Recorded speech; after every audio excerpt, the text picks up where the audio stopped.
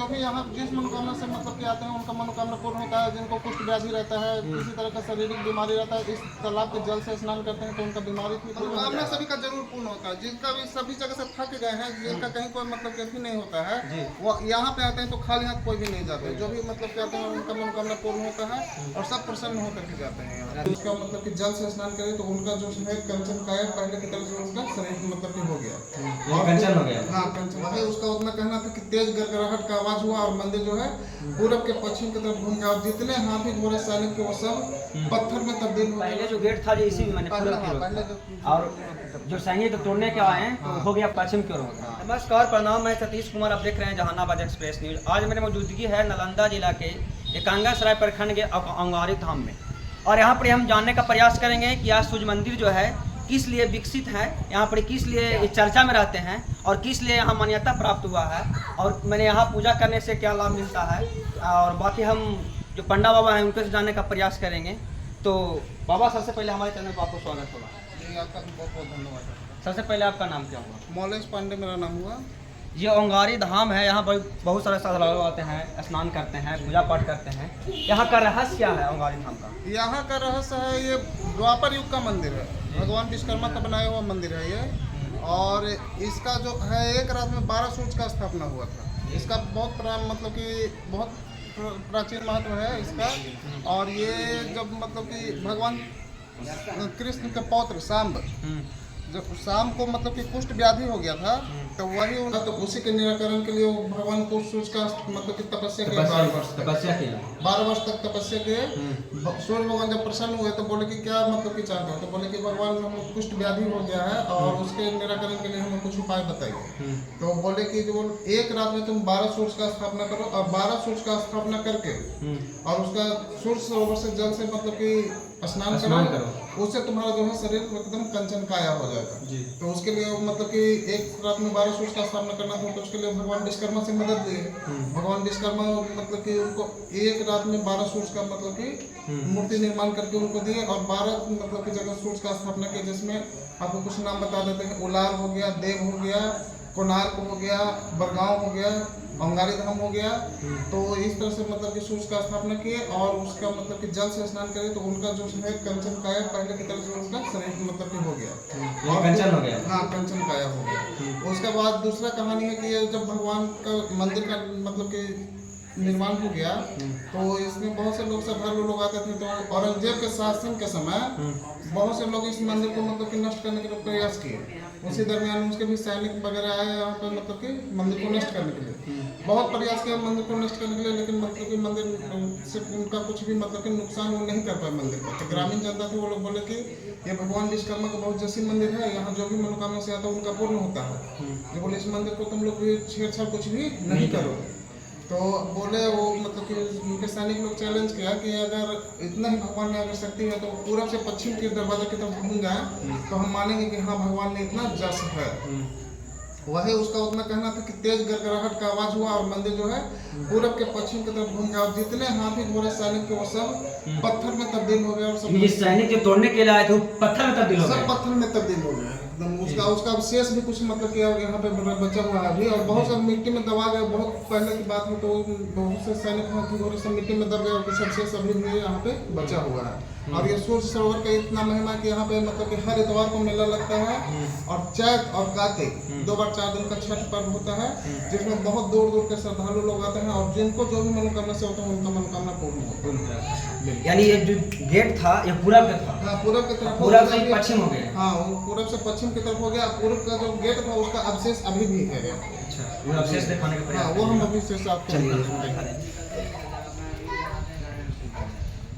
ये देखिए पूरब की ओर जो पूरब का दरवाजा है और यही उनका मतलब कि पहले का अवशेष है। देखिए दीवार की मतलब कि चौड़ाई देख सकते हैं कि कितना ज़्यादा आपका दीवार का चौड़ाई है। ये बहुत पहले का है। इसके नीचे मंदिर के नीचे गर्भगृह वगैरह मतलब कि सब कुछ मतलब कि पहले जो गेट था जो इसी में मैंने पूरब की ओर, और जो सैनिक तोड़ने के आए हैं तो से पश्चिम की तरफ, सॉरी पश्चिम की ओर होगा।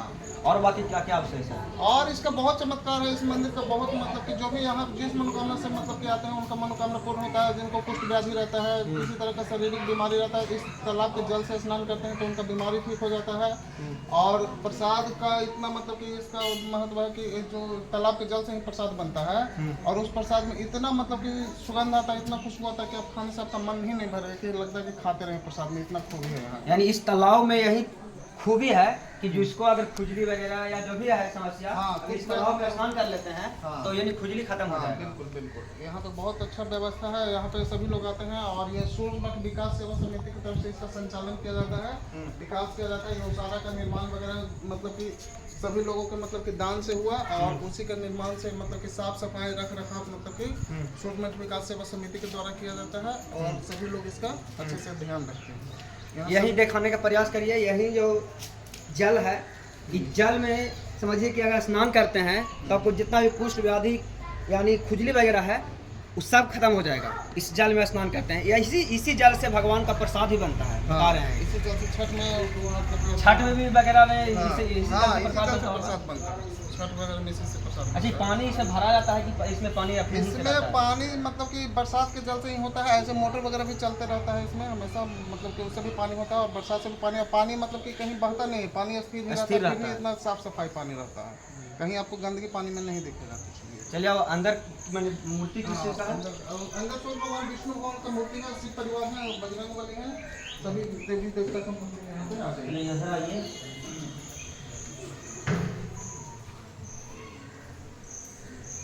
ये देखिए, ये सूर्य भगवान का विष्णु है, सूर्य भगवान का मूर्ति है और ये विष्णु भगवान का मूर्ति है। ये विष्णु का रूप है और इधर सारे सूर्य के रूप में। ये सूर्य का रूप है, हाँ। ये विष्णु जी है। हाँ, ये सूर्य भगवान है, विष्णु जी है। विष्णु भगवान और बाकी है वहाँ पे गणेश जी हैं, सरस्वती जी हैं, पार्वती जी हैं, कार्तिकेय जी हैं, सभी देवी देवता हैं। यानी जितना भी देवी देवता है इसी मंदिर में विराजमान है। हाँ, सभी विराजमान हैं।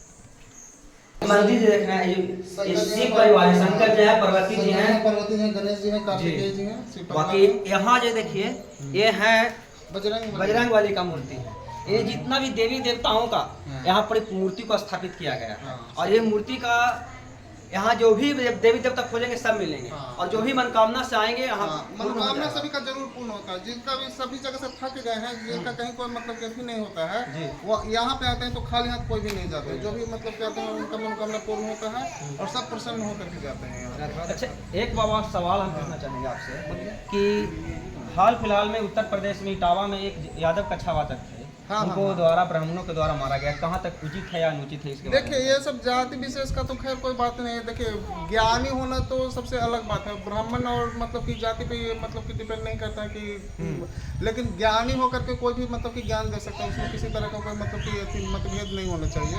और लेकिन जो पाखंड करते हैं उनका मतलब कि जो भी होता है, किसी जाति विशेष को अगर बदनाम करने के लिए किया जाता है तो वो गलत है। लेकिन अगर सच्चे मन से अगर वो मतलब कि अगर किसी को भी मतलब कि ज्ञान मतलब कि बांट रहे हैं या कथा बाचा कर रहे हैं तो वो मतलब कि उनका सम्मान होना चाहिए। लेकिन अगर किसी को बदनाम कर रहे हैं तब फिर तो वो मतलब कि गलत है। अगर कोई पखंडी बन के करते हैं तो कहीं ना कहीं गलत है। कहीं ना कहीं अगर कोई विशेष जाति से भी है, अगर वो विद्वान है, विद्वान है तो उनका स्वागत है। बिल्कुल बिल्कुल। वाल्मीकि रामायण देखे, जो मतलब कि वाल्मीकि के द्वारा लिखा हुआ, तो रामायण को हम लोग सभी मतलब कि ग्रहण कर रहे हैं, किसी कास्ट से भी। हमारे भारतीय संविधान जो रचा गया भीमराव अम्बेडकर के द्वारा रचा गया, सब लोग उनको फॉलो करते हैं, बिल्कुल मतलब कि उसको मानते हैं और सम्मान करते हैं उनका। कहीं ना कहीं गलत किया गया। हाँ बिल्कुल, मतलब तक हाँ देखिए, और ये वर्षों के मतलब कि यहाँ पे दिखाइएगा, ये सूर्य भगवान का रथ है। सूर्य भगवान का रथ ये सूर्य भगवान का रथ है। माघ सप्तमी का मतलब कि इनका उदय हुआ था। माघ सप्तमी के दिन मतलब कि इस पे उनका मतलब कि सवारी किया जाता है और उनका मतलब कि ये पलही से है ये रथ जो है, इसी समय से ना ये तो बनाया गया था, बाद में बनाया गया था बाद में। हाँ, लेकिन इसी पे मतलब कि उनका मतलब कि निकाला जाता है, रथ यात्रा निकाला जाता है। माघ सप्तमी के दिन निकाला जाता है और उसमें सूर्य भगवान का प्रतिमा रहता है, उसके मतलब कि बैठा करके मतलब उनको मतलब कि घुमाया जाता है। इसी पर हाँ, इसी पर घुमाया जाता है। पूरे ग्राम पूरे पंचायत में उनका भ्रमण करवाया जाता है। और ये मंदिर है किसका? ये तो शंकर जी का मतलब कि है, बजरंग बली का है। हाँ, वहीं पे उनका है, बाद में स्थापित किया गया। हाँ, ये तो बाद में स्थापित किया गया है।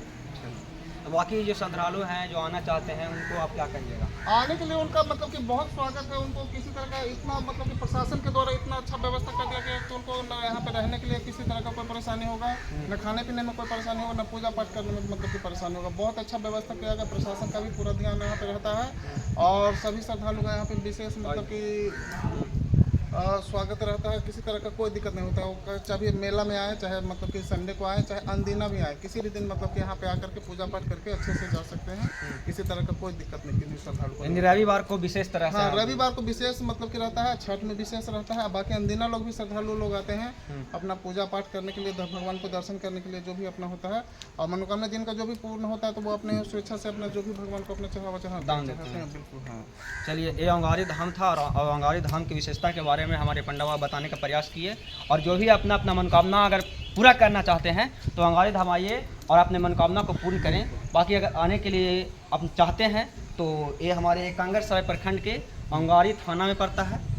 और आइए और अपना जो भी मनोकामना लिख कर आते हैं वो जरूर पूर्ण होगा। बाकी अंगारी धाम के बारे में आपका क्या प्रतिक्रिया है कमेंट बॉक्स में बताइए। बाकी ऐसे ही देश दुनिया के तमाम छोटी बड़ी खबरों से रूबरू कराते रहते हैं और रूबरू कराते रहेंगे। तब तक बने रहें हमारे साथ, देखते रहें जहानाबाद एक्सप्रेस न्यूज़। धन्यवाद।